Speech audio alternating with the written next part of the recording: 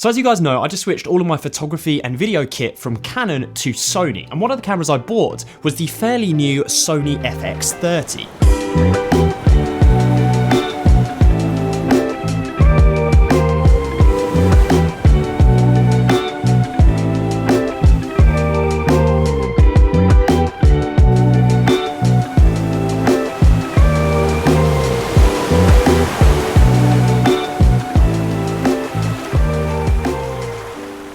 If you don't know much about this camera, it is essentially the baby brother of the slightly more expensive, slightly more powerful Sony FX3 that basically blew everyone's mind. So the FX30 is essentially the same camera, or at least in terms of looks and build, with a different sensor inside. Inside this camera is an APS-C size sensor, and with that sensor size decrease, it obviously do come with some sacrifices, but it comes at roughly half the price of the FX3, which is absolutely exceptional for a professional grade video camera. So this isn't really a full review, as there's plenty of those online, but what I wanted to do is share the things I'm absolutely loving about the FX30 after owning it for a couple of months. And then I will also talk about some of the challenges with the camera, some things that I'm not enjoying, because of course no camera is perfect. Alright, so kicking off with the things I absolutely love about this camera, let's talk specifically about that APS-C sensor. This clearly is the biggest difference between the FX30 and its bigger brother, the FX3. I think for a lot of people this sensor size decrease would be a negative thing, and I think overall in terms of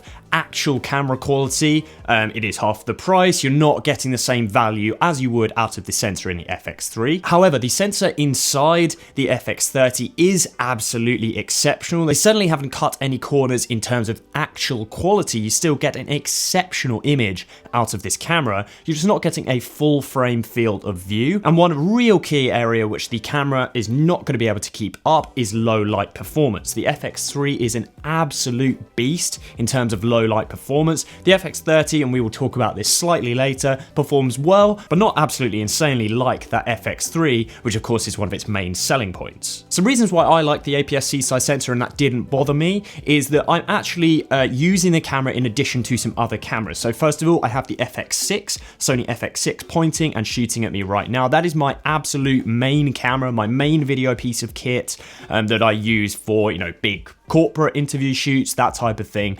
And the FX30 was designed to be a run and gun camera in addition to the FX6, and also as a B camera in addition to the FX6. So the fact that it's APS-C actually is a real selling point for me, because I can use all of my camera lenses that I would normally use on the FX6 and use them on the FX30 and get an extra 50% reach. So it basically changes my lens kit from having one set of lenses to almost like two set of lenses. Obviously, this isn't quite how it works in practicality, but it does mean that you get the additional choice. If I need, for instance, that little bit extra reach, I can shoot in beautiful 4K footage on the FX30, and I can maybe do that on a 70-200, and that you're sort of not sacrificing any quality like you would be on the FX6 and cropping in. I think one of the key areas that people get sad about the FX30 is the low light performance, because it is so exceptional on the FX6. Personally, that didn't bother me a whole bunch. This camera has a dual native ISO, whereas on the FX6 the native ISOs are 800 and then 12,800. The FX30 is 800 and 2,500. So that's the kind of difference in low light capabilities. You are still going to be able to shoot great low light footage with the FX30, but it's not quite in the same league. I think people often get wrapped up in this. I don't do a ton of low light work, so this wasn't that relevant for me. The images that this camera produces are absolutely exceptional, and like I said, one of the main reasons I actually got the camera is to be a B camera in addition to the FX6, but one of the other main reasons is look at the form factor of this camera. I've obviously got a cage and the top handle. We'll talk about this slightly more in detail later. But the actual camera body itself is the same size as, any kind of standard mirrorless camera really. And that means that when I travel, when I take this camera abroad with me, I can take two cameras. I can take a stills camera and this camera in my backpack, and I know that actually I'm not sacrificing any quality on that trip, which obviously previously when I've owned cinema cameras, I can't bring those with me like I can't on the FX6. I can't pack that into a very small travel bag, whereas I can with the FX30, and I'm now no longer worried about leaving quality behind. There's a few ways I am thoroughly enjoying shooting on this camera. So first of all is it shoots gorgeous 10-bit 422 internal. Shooting this in S-Log3 gives you an absolute ton of wiggle room to play around with this footage in post. You can have a look at some of these shots before and after here. This is all shot in S-Log3.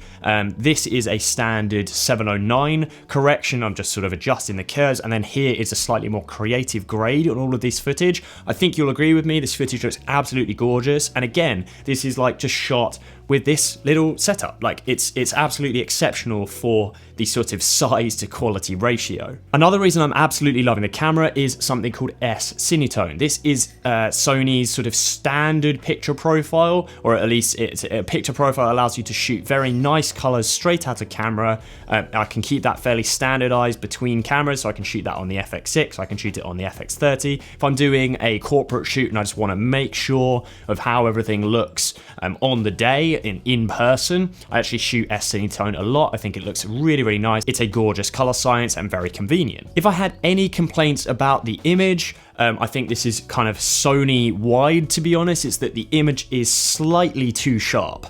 It's easier to sharpen an image than it is to de-sharpen an image in post. So for instance, when I was shooting on the Canon C70, that was a much more natural, softer look, and I would add sharpness to achieve the look that I wanted out of the camera. You can't quite do that on the Sony, don't get me wrong, the image is gorgeous, but at the same time, it would be nice to have it slightly softer, so that if I wanted to, I could sharpen it up. As I say, removing that is a little bit harder. This is why lots of people shoot with, you know, various different filters to soften that image slightly. So let's talk about the form factor. Obviously, this camera is entirely tiny. You do have the ability, though, to be able to rig the camera up.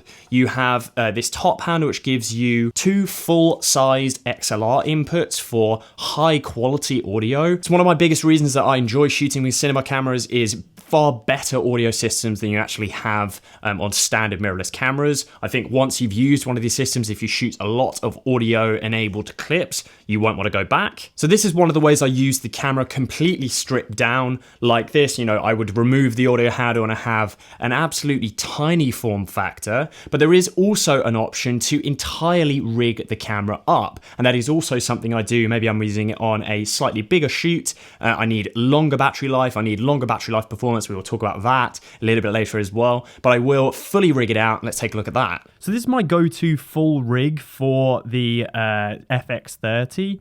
This is obviously fairly granular and probably most useful to people who actually own an FX30, so of course the video will be time-stamped. You can just scrub forward if this isn't super relevant to you. But first of all, I have the FX30 cage. It's the half cage from Small Rig. Pretty much all of this gear is Small Rig kit. I absolutely love Small Rig. I think they're an amazing brand in terms of affordability. I just feel like everything is priced super fairly. One of the most important pieces of kit, obviously in addition to that cage, is the top handle extender. This top handle that comes with the FX30, the audio top handle, is really pretty crummy. Small Rig do this extension to the handle, which adds not only better grip, but also some additional mounting points. So that is absolutely essential, in my opinion, if you own the FX3. I also just realized I didn't actually talk about the base plate I'm using. This base plate you can see here is like a super valuable purchase. It's one of my favorite things I've ever purchased from Small Rig. I think it's called the VCT14. It basically allows for very fast removal from a tripod,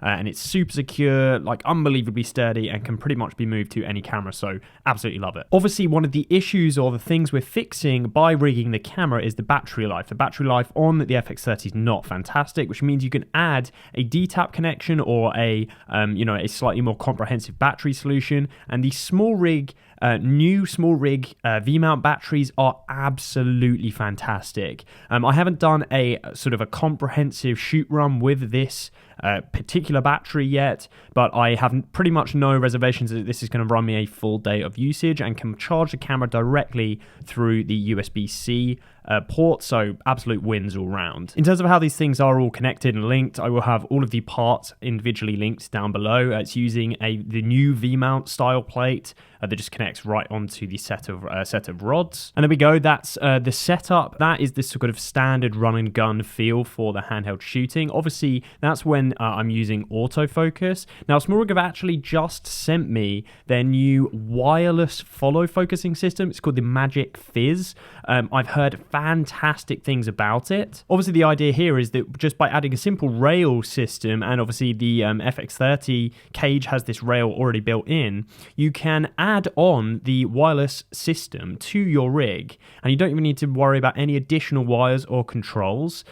So I can just mount this one on the side, on the front here, as you can see, and then have full manual control over my focus. So it's perfect for shoots where you don't, want to rely on autofocus, or maybe you're trying to achieve a shot that would be very, very difficult to do with autofocus. And of course, the huge advantage of wireless focusing systems is the fact that you can actually take the motor off and use this totally externally, or somebody could focus pull for you. I haven't shot with this yet, but let me know if you guys would be interested in a more in-depth video. Another reason I was keen to switch over to Sony from Canon is the stellar autofocus performance, and the FX30 is no different. Canon's autofocus was also very good, but for some reason Sony's is just absolutely next level. The eye tracking autofocus is absolutely exceptional. I'm watching my FX6 and it hasn't missed my eye the entire duration of this clip recording. Hey guys, this is Tom here whilst I'm editing this video. I just realized the irony of me talking about how good the autofocusing system is on the FX6 and ergo the FX30,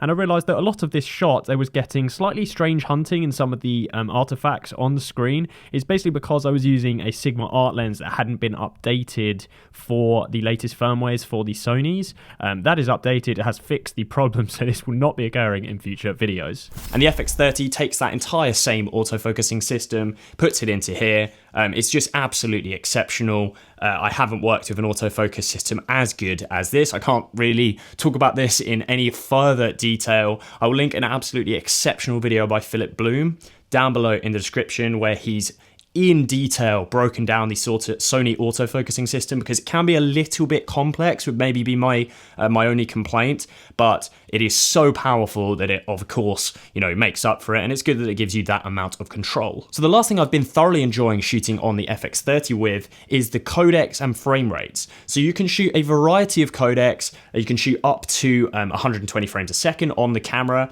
in 4:2 10-bit. Most advantageously though, compared to, for instance, a camera like the FX6, is I do a lot of run and gun work, a lot of work where I'm just shooting as much stuff as possible and placing it together in the edit. And it's far easier to do that on the FX30 due to the level of compression in their files. So the codecs available to you on the FX30 are far superior to that of the FX6. One small caveat to note is that if you are shooting high frame rate options, 120, 100 frames a second on the FX30, there is a pretty aggressive crop. So it is already your 1.5 times zoomed in on the FX30, and I think it's another additional 1.5 times crop. So it is really pretty zoomed in, so you're not going to be able to shoot in that frame rate in an enclosed space. But just having the option of shooting tons and tons more footage on the same amount of media size on the FX6 is super, super convenient. Okay, so those are the things which I've been enjoying about the camera. What are the challenges and things I've not been enjoying so much? So first of all, I think just an overwhelming caveat is this camera is £2,000 in the UK. I'm not totally sure on the US dollar equivalent, but it's £2,400 with the top handle. So like for the price, this is an exceptional buy. If you were on the fence about buying it, I would say go for it. It is an extremely capable cinema camera for the price. I mean, it's pretty much the cheapest in the realm. The equivalent would maybe be the Blackmagic cameras. But obviously they don't come with the same level of feature set in terms of autofocus and battery life, that type of thing. But there are some challenges, of course. Like I said, every camera is not perfect. Number one is that battery life. The battery life is okay on the FX30. If you are not doing a full shoot day on this camera, you'll be absolutely fine. Take 3, 4 of the standard FZ100 batteries, and you'll be able to shoot for a good few hours. If you are doing a full day, maybe you are recording interviews for a full day or that type of thing, you will need another battery option. The batteries just don't last. I would say they probably last about an hour to an hour and 20 minutes of shooting, which is obviously fine, but you will have to run about 8 of them to do it full day, which is obviously not ideal. Obviously, we've talked about that rigging option that I've actually been using on the FX30. I think that works exceptionally. Obviously, using a DTAP or something like that, one of these small rig batteries is a fantastic option for this camera. And again, having the build and the ability to build the camera out gives you the flexibility to do that. Another challenge is the lack of internal NDs. Obviously, this is a nice to have feature. For instance, one of the reasons that the FX6 is so fantastic is it has a comprehensive and extremely powerful ND system.